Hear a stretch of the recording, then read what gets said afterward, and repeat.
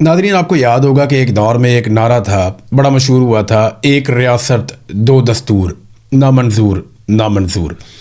यही आज गिलगित बल्तिस्तान में हो रहा है और यही कुछ आज कश्मीर में हो रहा है। गिलगित बल्तिस्तान का इलेक्शन हर हाल में पाकिस्तान की मिलिट्री एस्टेब्लिशमेंट ने अपने टाउटों को देना है और उन्होंने अपनी पसंदीदा सियासी जमातों और शख्सियात को ये इलेक्शन जिताकर अपनी कठपुतली हुकूमतें इन दोनों जगहों पर बिठानी है। और ये बात पाकिस्तान तहरीक इंसाफ को बता दी गई है।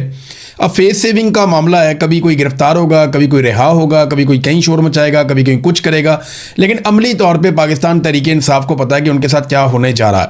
अब डिपेंड करता है सारा का सारा अवाम के ऊपर। गिलगित बल्तिस्तान में शरह ख्वानदगी पूरे पाकिस्तान से ज़्यादा है। कश्मीर के अंदर जो लोगों का शऊर और जो लोगों की रेजिलियंस है वो पूरे पाकिस्तान से ज़्यादा है और यहाँ पे लोगों में इत्तफाक और इत्तेहाद भी बहुत ज़्यादा है।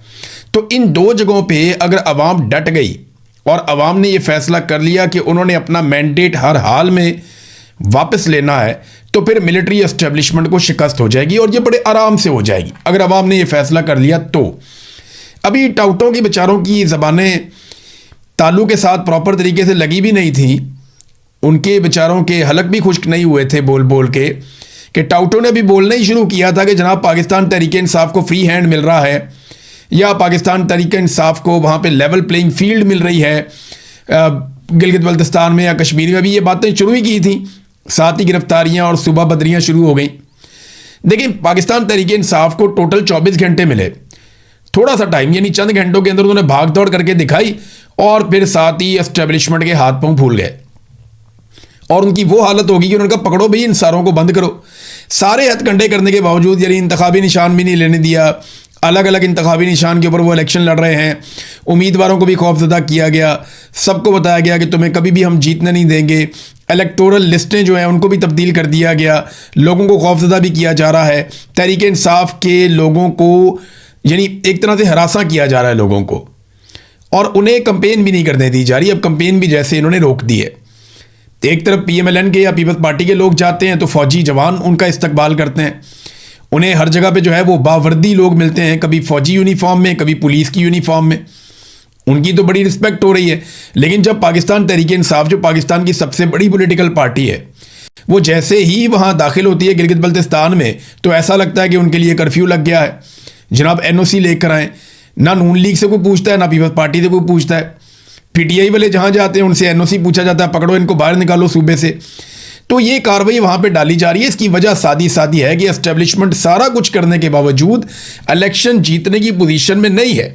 अब एस्टेब्लिशमेंट के पास सब कुछ करके एक ही रास्ता बचा है, क्योंकि वोट तो उन्हें नजर आ गया जितने बचेंगे वो सारे के सारे पाकिस्तान तहरीक इंसाफ के उम्मीदवारों को पड़ जाएंगे, क्योंकि वो एंटी एस्टेब्लिशमेंट बुनियाद पर इस वक्त इलेक्शन लड़ रहे हैं और वहाँ लोग जो है वो एस्टेब्लिशमेंट से या जर्नैलों की पॉलिसियों से नफरत करते हैं और शदीद नफरत करते हैं।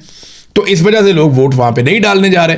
तो अब इन्हें इस बात का खतरा है कि सिर्फ एक ही रास्ता बाकी बचा है, एस्टेब्लिशमेंट के बाद एक ही रास्ता बाकी बचा है, या तो इलेक्शन ही ना होने दें और अगर इलेक्शन हो तो बदतरीन धांधली के बावजूद इन्हें फॉर्म 47 जारी करना पड़ेगा जाली, जैसे इन्होंने पाकिस्तान में किया था।